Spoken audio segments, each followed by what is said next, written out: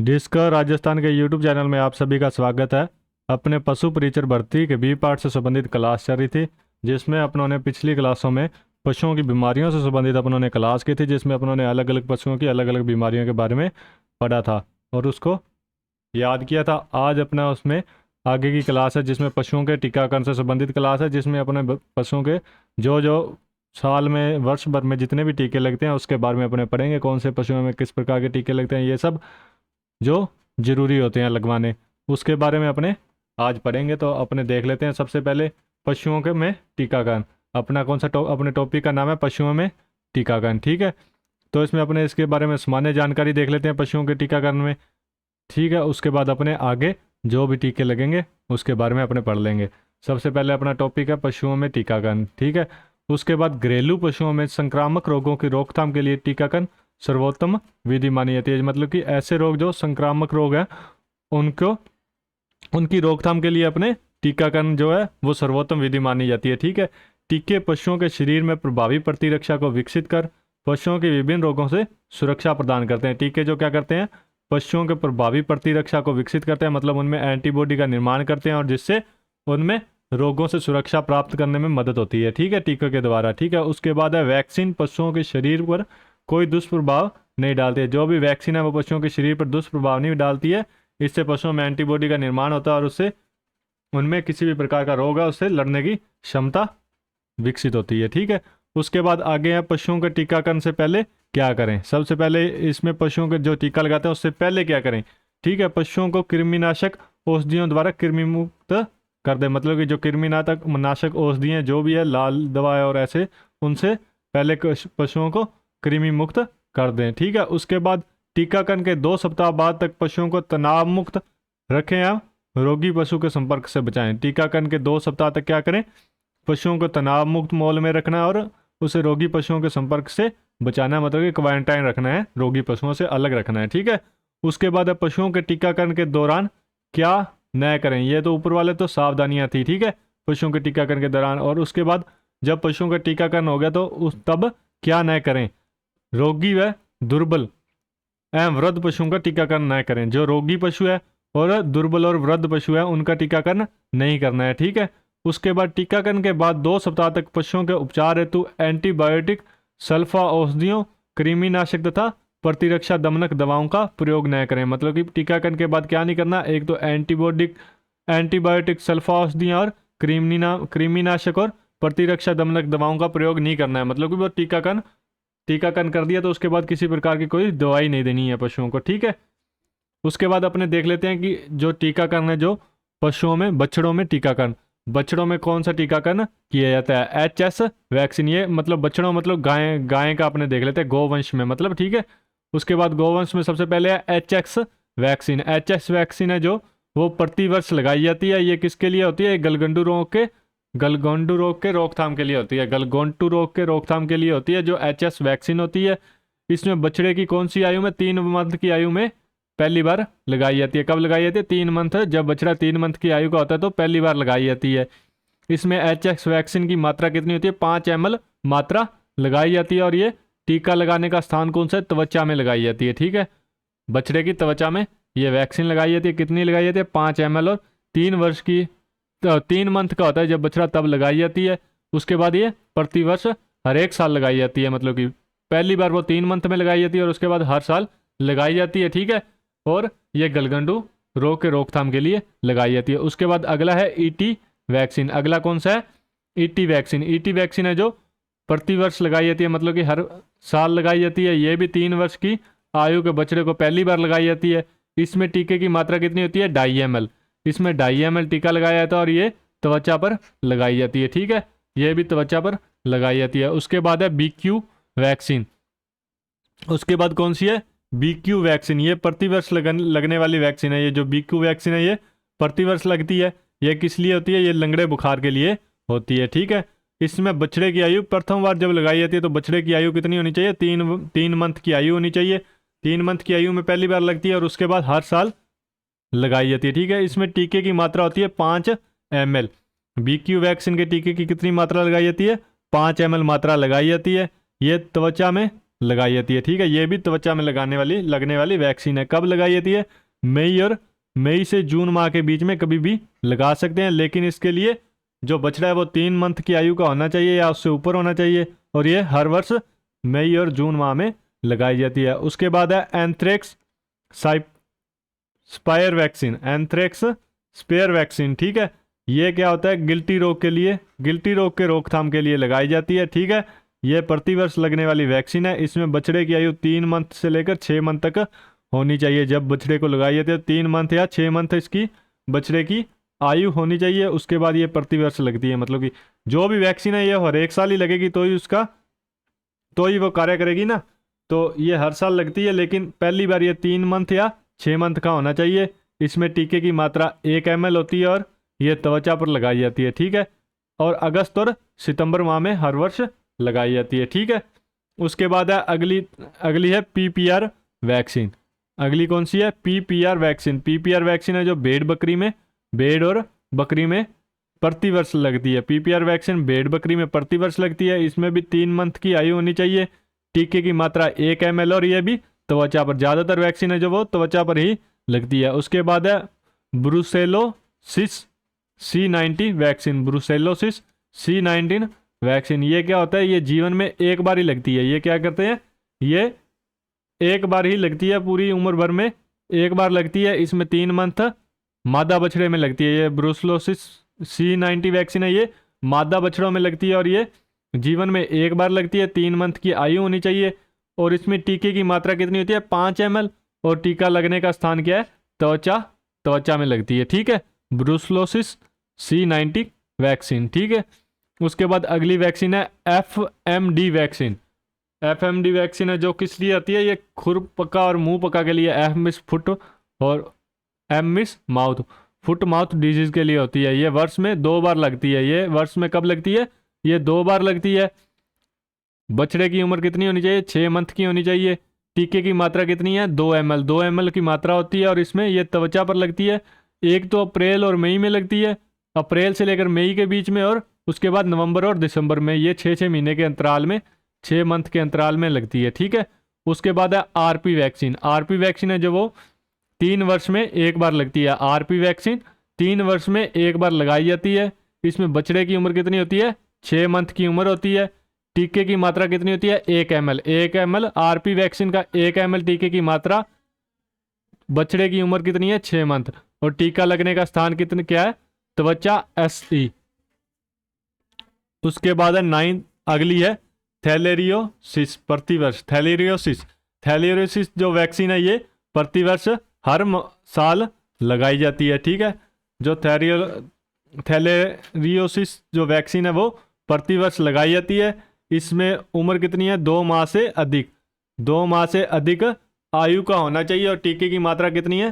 3 ml मात्रा होती है टीके की। और टीका लगने का स्थान क्या है? चमड़ी में लगता है। चमड़ी में ये टीका लगाया जाता है। ठीक है, उसके बाद है पशु माता। हर 3 साल में लगाएं। पशु माता की जो वैक्सीन है वो हर 3 साल में लगानी चाहिए।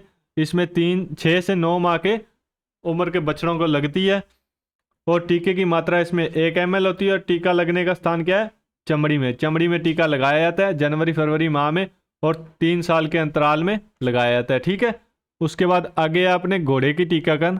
घोड़े में मतलब कि ये पिछला आपने था गायों में टीकाकरण था। उसके बाद अगला है घोड़ों की टीकाकरण सूची। घोड़ों में कौन कौन से टीके लगाए जाते हैं? घोड़ों में पहला है टिटेनस टोक्साइड। इस बीमारी का नाम है धन स्तंभ। सभी पालतू पशु की प्रजातियों में ये बीमारी पाई जाती है। इसकी खुराक कितनी होती है? 1 ml लगता है। कितना लगता है? 1 ml। ठीक है, 1 ml लगता है। और टीका लगने का स्थान क्या है? मांस के अंदर। टीकाकरण की उम्र पहली खुराक के 4 से 6 सप्ताह बाद बूस्टर टीका, तत्पश्चात वार्षिक टीका। जो पहली खुराक है वो लगने के बाद 4 से 6 सप्ताह बाद बूस्टर का टीका लगता है और उसके पश्चात आगे हर साल वार्षिक टीकाकरण होता है। ठीक है, उसके बाद अगला है साल्मोनेला ऑर्बोटस इक्वाई टीका। अगला कौन सा है? साल्मोनेला अबोर्टस इक्वाई टीका। इसकी खुराक कितनी है? 10 से 15 ml। कितनी है? 10 से 15 ml। टीका लगने का स्थान क्या है? गहरे मांस के अंदर। ये टीका है जो ये गहरे मांस के अंदर लगाया जाता है। 2-4 सप्ताह के अंतराल में 2 बार टीकाकरण किया जाता है। ये जो टीका है 2 से लेकर 4 सप्ताह के अंतराल में 2 बार किया जाता है। 1 साल में 2 बार लगाया जाता है और उसके बाद तत्पश्चात वार्षिक टीकाकरण, उसके बाद हर साल लगाया जाता है। ठीक है, अगला है लेपिनाइड सूकर ज्वर टीका। ठीक है, घोड़ा प्रजाति में गर्भपात और सूकर मतलब सुअर प्रजाति में ज्वर मतलब कि बुखार के लिए। ठीक है, इसकी खुराक कितनी है? 1 ml। इसे खाल के नीचे लगाया जाता है और 3 महीने से अधिक उम्र के सभी सूकर को वार्षिक टीकाकरण किया जाता है। 3 महीने से लेकर 3 महीने के से अधिक आयु के जितने भी हैं उनको वार्षिक हर साल टीका लगाया जाता है। ठीक है, उसके बाद अगला है कुक्कुट में टीकाकरण। ठीक है, मुर्गियों में टीकाकरण जो है सबसे पहला इसमें है मैरेक्स टीका। पहला कौन सा है? मैरेक्स टीका। मैरेक्स टीका की मात्रा कितनी होती है? 0.2 ml, 0.2 ml। ठीक है, इसमें 1 दिन की उम्र के चूजे को लगाया जाता है और इसमें चमड़ी में या मांस में से टीका लगाया जाता है। कितना लगाया जाता है? 0.2 ml टीका लगाया जाता है और चमड़ी में और मांस में। ठीक है, उसके बाद है रानीखेत रोग टीका। ये एफ स्ट्रेन का रानीखेत रोग टीका जो है एफ स्ट्रेन का है। इसमें इसकी मात्रा कितनी होती है? 2 बूंद मात्रा होती है। 4 से लेकर 10 दिन के चूजों पर लगाया जाता है और ये आंख व नाक में इसको डाला जाता है। 2 बूंद डाली जाती है, आंख या नाक में डाल देते हैं। कौन सा है? रानीखेत रोग का टीका जो एफ स्ट्रेन का है। ठीक है, उसके बाद है अगला साल्मोनेला अबोर्टस इक्वाई टीका। ये तो अपनों ने कर लिया ना। अगला है गंबोरो रोग टीका। अगला कौन सा है? गंबोरो रोग टीका। ये इसमें चूजे की उम्र होनी चाहिए 2 से लेकर 3 सप्ताह तक। इसमें पीने के पानी में ये मिलाया जाता है। ठीक है, ये पीने के पानी में मिलाया जाता है। ठीक है, उसके बाद है इन्फेक्शियस ब्रोंकाइटिस। इन्फेक्शियस ब्रोंकाइटिस इसमें 3 से 4 सप्ताह की उम्र के चूजे को लगाया जाता है और इसमें 2 बूंद मात्रा ली जाती है इसमें। और इसको कहाँ पर लगाया जाता है? आंख में या पीने के पानी में। आंख में डाला जाता है या पीने के पानी में मिलाकर दिया जाता है। ये कितनी? 2 बूंद। ठीक है, उसके बाद अगला है रानीखेत रोग टीका जो पहले भी लगा था। रानीखेत रोग टीका एफ स्ट्रेन का और अब उसके बाद रानीखेत रोग टीका है जो एफ स्ट्रेन बूस्टर जो वो लगने के बाद उसके बाद बूस्टर लगता है। इसकी उम्र होती है 4 से लेकर 5 सप्ताह के बीच। 4 से 5 सप्ताह का जो चूजा है उस पर लगाया जाता है। इसको आंख में या पानी में पीने के पानी में मिला दिया जाता है। ठीक है, उसके बाद अगला है रानीखेत रोग टीका। पहले एफ स्ट्रेन किया था, अब आर और बी स्ट्रेन। कौन सा है अब? आर और बी स्ट्रेन। ठीक है, इसमें उम्र होती है 6 से लेकर 8 सप्ताह के चूजों पर लगाया जाता है। इसकी मात्रा 0.5 ml। कितनी मात्रा? 0.5 ml टीका लिया जाता है जो कि चमड़ी में लगाया जाता है। उसके बाद है फाउल पॉक्स। फाउल पॉक्स टीका है जो 8 से 10 सप्ताह के मुर्गियों में लगता है। 8 से लेकर 10 सप्ताह के चूजे पर लगाया जाता है। इसमें क्या होता है? 2 प्रिक्स खुर्च कर लगा दिए जाते हैं। ठीक है, उसके बाद है infectious bronchitis booster. Infectious bronchitis booster टीका। ठीक है, इसमें उम्र होती है 10 से लेकर 12 सप्ताह। इसमें उम्र होती है 10 से लेकर 12 सप्ताह। इसकी मात्रा होती है 2 बूंद। कितनी मात्रा? 2 बूंद। 2 बूंद मात्रा आंख में व पीने के पानी में मिलाया जाता है। आंख में व पीने के पानी में मिलाया जाता है। उसके बाद रानीखेत रोग टीका। उसके बाद है रानीखेत रोग टीका जो अपनों ने पहले किया था आर और बी स्ट्रेन का। उसमें बूस्टर टीका है ये आर बी स्ट्रेन बूस्टर टीका। ठीक है, इसकी उम्र होती है 16 से लेकर 18 सप्ताह। इसकी उम्र कितनी है? 16 से लेकर 18 सप्ताह। कितनी उम्र है? 16 से 18 सप्ताह के। इसकी मात्रा है 0.5 ml। चमड़ी में या मांस में लगाया जाता है। यह जो है चमड़ी में या मांस में लगाया जाता है। उसके बाद है भेड़ बकरी टीकाकरण। उसके बाद क्या है? भेड़ और बकरी में जो टीकाकरण लगता है। भेड़ और बकरी में सेम ही टीके लगते हैं। जो भेड़ में लगते हैं वही बकरी में लगते हैं। पहला है पीपीआर टीका जो जनवरी माह में लगाया जाता है। इसमें पहली बार 3 माह की उम्र के बच्चे में लगाया जाता है। कितनी माह की उम्र के? 3 माह का उम्र का जो मेमना है या उसमें लगाया जाता है। टीके की मात्रा 1 ml होती है और यह टीका प्रति वर्ष लगने वाला टीका है। प्रथम बार 3 माह की उम्र में और उसके बाद हर साल लगाया जाता है। ठीक है, उसके बाद है ईटी। ईटी का टीकाकरण, ईटी का टीकाकरण है जो ये फड़किया रोग, पल्पी किडनी और ओवर ईटिंग डिजीज के लिए लगता है। ठीक है, फड़किया रोग के लिए, पल्पी किडनी के लिए और ओवर ईटिंग डिजीज के लिए ये टीका लगता है। ये कब लगता है? फरवरी माह में। जो ईटी का टीकाकरण है फरवरी माह में।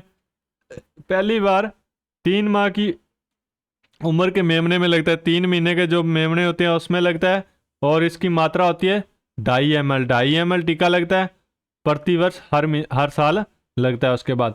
उसके बाद अगला है FMD, foot and mouth disease, खुरपका मुंह पका रोग के लिए ये टीका लगाया जाता है। पहली बार 6 माह की उम्र के मेमने में लगाया जाता है।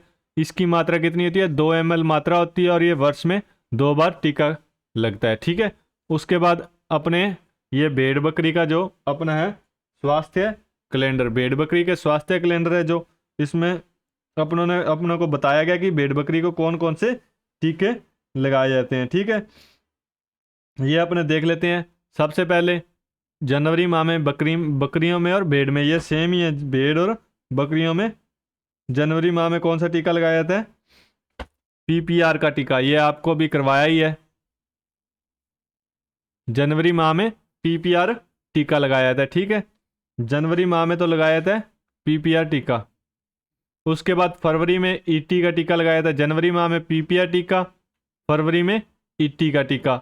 उसके बाद मार्च में कुछ नहीं लगता, कोई टीका नहीं लगता, और अप्रैल में डिम्पिंग लाइस। डिम्पिंग लाइस का मतलब है कि इसको अच्छी तरह से साफ सफाई की जाती है, उसको नहलाया जाता है, और जो भी उसमें जुएं या कुछ भी है तो वो उनको सबको दूर किया जाता है। डिम्पिंग लाइस का मतलब अप्रैल माह में भेड़ बकरियों को अच्छे से नहलाया जाता है, और उनको क्या होता है कि जो भेड़ें हैं उनसे ऊन को उतारा जाता है, क्योंकि ऊन है जो वो क्या कहते हैं, ऊन को बरसात के मौसम से पहले ही उतार लिया जाता है। ये आपको आगे जब ऊन कतरन करवाएंगे उसमें आपको बता दिया जाएगा। ठीक है, उसके बाद है अगला जून माह में टीका लगता है।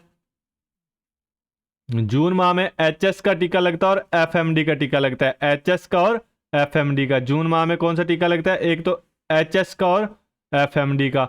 उसके बाद जुलाई माह में HS बूस्टर का टीका लगता है। ठीक है, अगस्त में ET का टीका लगता है। एक तो ET का टीका फरवरी में लगता है और एक अगस्त में लगता है, वर्ष में 2 बार लगाया जाता है। ठीक है, ये बकरियों में 5 टीके लगाए जाते हैं। ठीक है, उसके बाद आगे है ये जो हरे में है, जो क्या है, ये हरे में, इसका मतलब है कि ये दवाई पिलाई जाती है।